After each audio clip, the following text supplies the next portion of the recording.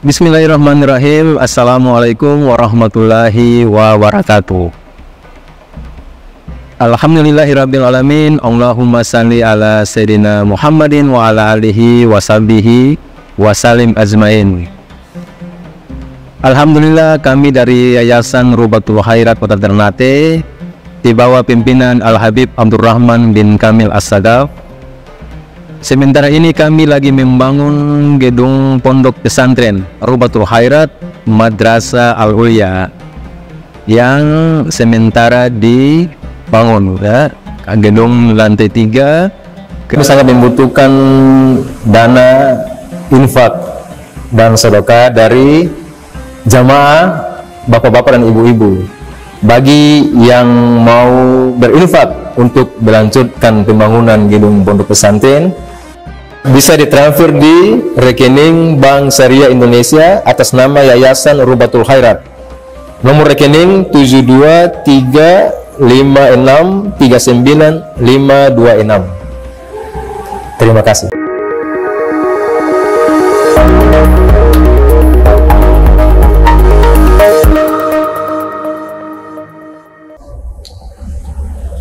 Al-Imam Sultanul Ulama Izzuddin Ibn Abdissalam rahimahullah rahmatal abrar,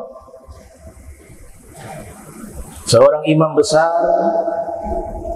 yang diberikan gelar Sultanul Ulama fi zamanih, rajanya para ulama di zamannya.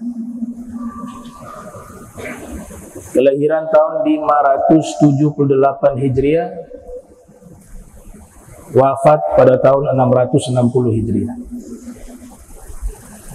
Di dalam dua kitab beliau yang beliau tulis, Al-Qawaidul Kubra wal Qawaidul Sugra, beliau menyimpulkan bahwa mahiyatul Islam al-ihsan,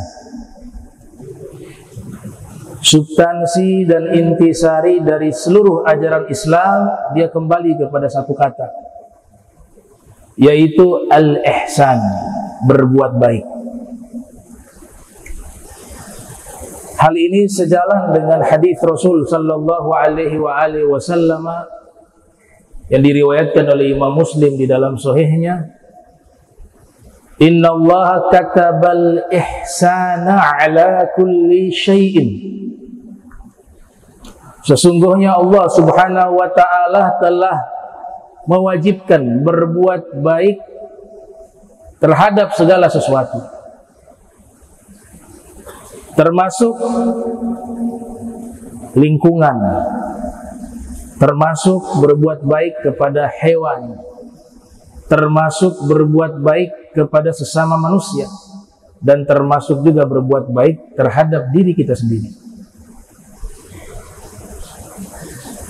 Kaitannya dengan berbuat baik kepada lingkungan di mana kita hidup di alam ini, dalam situasi peperangan sekalipun,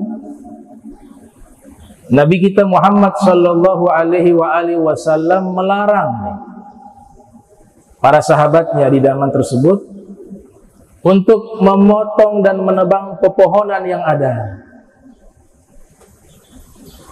merusak lingkungan, padahal dalam situasi peperangan, apalagi dalam situasi normal, dalam keadaan aman.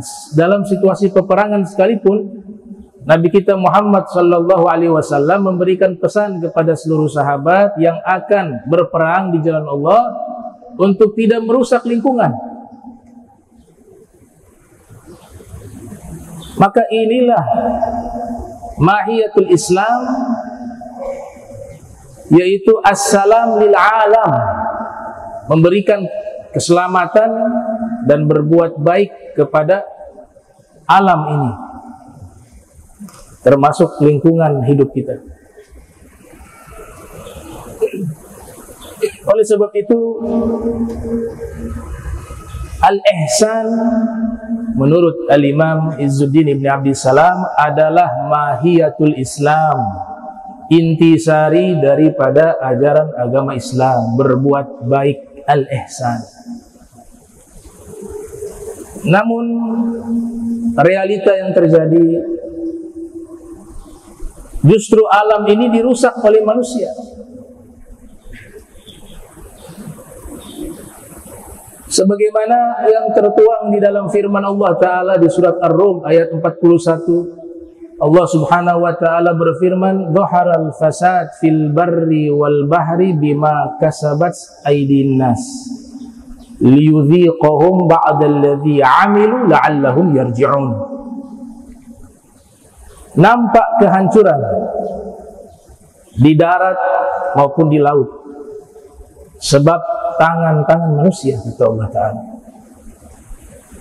Harful ba, huruf ba di ayat ini maknanya ba sababiyah dalam kajian ilmu nahu, artinya sebab tangan manusia maka alam ini hancur di darat maupun di laut.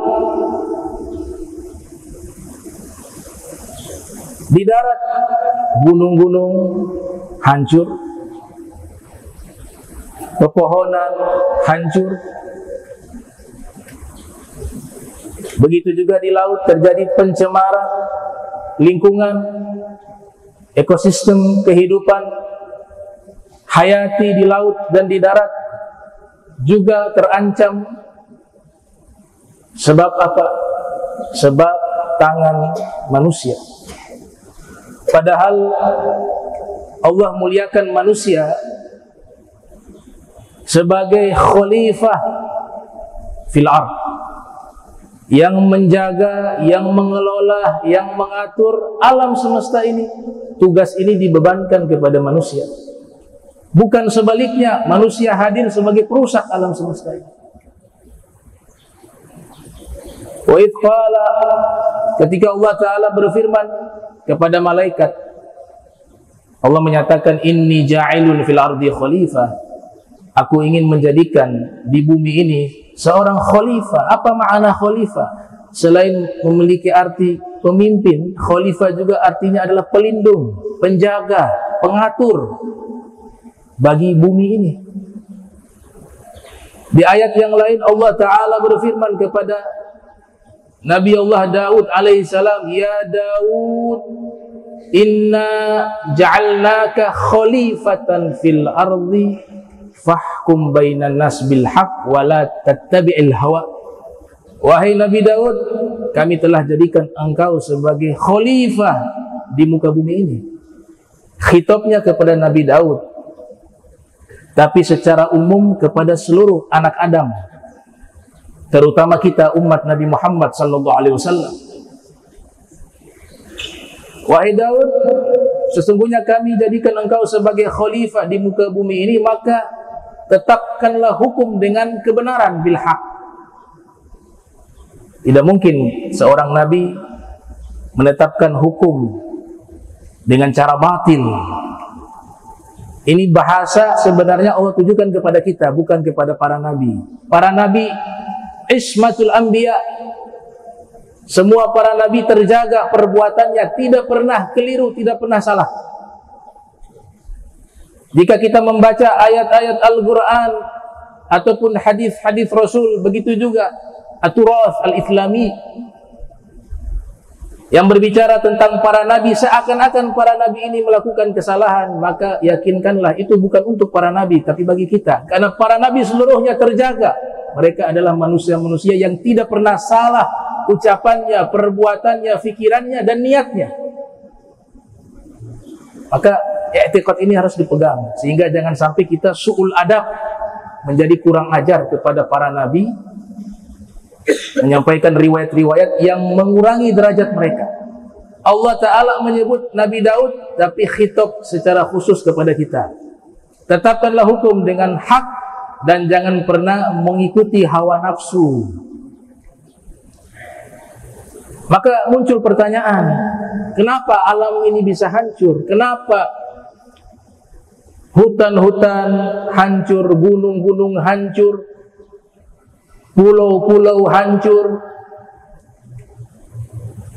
Maka dijawab oleh Nabi Muhammad SAW di dalam hadis yang diriwayatkan oleh Imam At-Tirmidzi. Nabi bersabda, "Lau kana li ibni Adam wadiyani min dhahab la ahabba ay yakuna lahu thalithun hatta yamla'a fahu illa turab." Seandainya anak Adam memiliki 2 lembah yang penuh dengan emas, maka niscaya dia akan mencari lembah yang ketiga. Dan kalau berandai-andai yang ketiga pun dia telah dapat, maka dia akan cari lembah yang keempat. Yang keempat pun dia dapat, dia akan cari yang kelima, dan seterusnya hingga mulutnya penuh dengan tanah. Berakhirnya setelah dia masuk ke dalam tanah, meninggal dunia.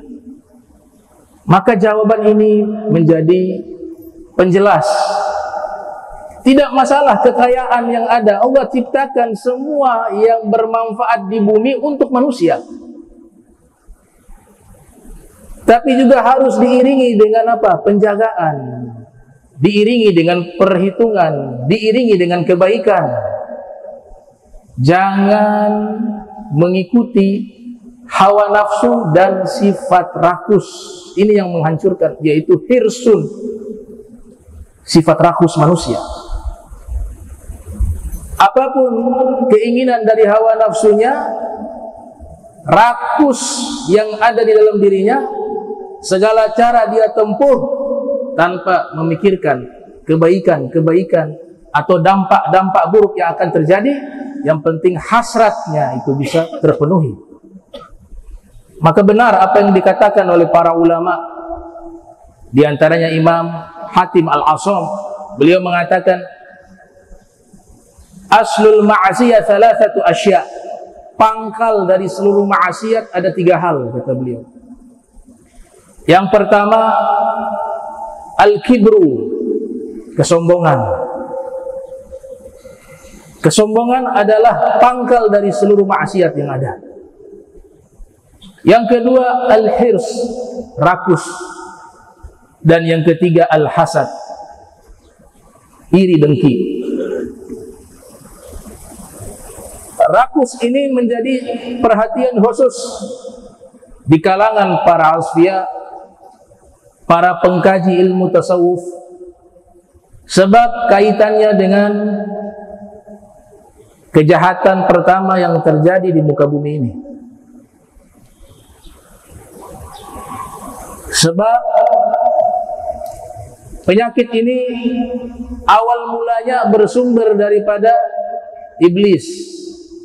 Kalau kisah Qabil Habil yang puncaknya pembunuhan, saya ingin sampaikan bahwasanya di kalangan para ulama juga berbeda pendapat,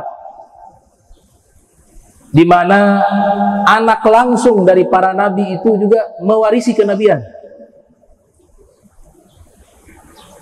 Anak Nabi Adam misalnya, Nabi Adam melahirkan anak lewat istri beliau, Siti Hawa. Anak langsung dari seorang nabi, ada keyakinan para ulama mereka juga nabi. Kalau mereka juga nabi, maka tidak mungkin perbuatan jahat dilakukan. Begitu juga kisah Nabi Yusuf alaihissalam dengan saudara-saudaranya. Itu sebagian ulama mengatakan tidak mungkin anak dari seorang nabi yang nanti terlahir juga mereka menjadi para nabi melakukan kejahatan. Itu i'tiqad para ulama, sebagian para ulama muhakkikun yang mereka peneliti terhadap riwayat-riwayat tersebut. Nah, semua kejahatan ini penyakitnya dari sombong. Dari sombong nanti dia bercabang, ada iri di situ. Penyakit awal iblis sombong. Wa iz qulna lil malaikati isjudu li adama fasajadu illa iblis aba wastakbar wa kana minal kafirin. Allah perintahkan sujud penghormatan kepada Nabi Adam alaihi salam. Dia tidak mau. Allah Ta'ala menerangkan alasan iblis tidak mau taat. Aba wastakbar, karena dia sombong. Dari sifat sombong ini kemudian melahirkan lagi iri hati. Iblis iri hati kepada Nabi Adam. Kemudian dari situ akan muncul penyakit lainnya, yaitu rakus, hirsun. Dan rakus ini tidak akan selesai kecuali seorang tersebut telah dikuburkan di dalam tanah, kecuali orang tersebut mampu melawan dorongan-dorongan yang ada di dalam dirinya yang bersumber daripada sifat hirs, sifat rakus.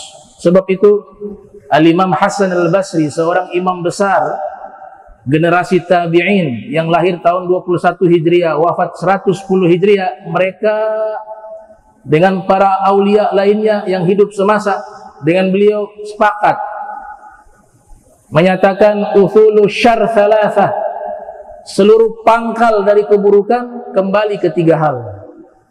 Yang pertama al-hasad, kedengkian. Orang yang dalam hatinya ada kedengkian, secara tidak langsung dia sedang memprotes Allah. Ya Allah, kenapa kau berikan nikmat itu kepada fulan, bukan kepada saya? Orang yang punya iri hati dalam hatinya menunjukkan begitu lemahnya keyakinannya kepada Allah Subhanahu wa taala. Wa iyyakum wal hasad fa innahu ya'kulul hasanat kama ta'kulun narul hatab. Hati-hati kalian dengan sifat iri hati, karena sifat tersebut menghancurkan pahala-pahala kebaikan sebagaimana kayu bakar hancur lebur menjadi debu sebab terbakar oleh api. Yang kedua, kata Imam Hasan Al-Basri, al-hirsu, pangkal dari semua keburukan adalah sifat rakus. Seandainya manusia ini mampu juga untuk mengeruk langit, mereka akan lakukan itu. Walaupun yang di bumi ini sudah habis, padahal kebutuhannya tidak hanya sedikit yang ia butuhkan, tapi karena sifat rakus itu ada, dia ambil sesuatu yang lebih dari luar kebutuhannya. Itulah sifat buruknya manusia. Makanya manusia-manusia yang baik, sifat ini dilawan, diperangi. Jihad fisabilillah memiliki dua makna. Ada jihad konkret, menghadapi musuh di hadapan kita. Tapi ada jihad yang sifatnya maknawi, menghadapi musuh yang ada di dalam diri kita sendiri. Itu juga jihad maknawi. Oleh sebab itu, agama kita mengatur semuanya dengan tujuan al-ihsan, berbuat baik kepada diri kita, kepada sesama manusia, kepada alam ini, lingkungan ini, kepada hewan. Itulah substansi ajaran Islam, yaitu al-ihsan yang dijelaskan oleh Sultanul Ulama Izzuddin Ibn Abdissalam.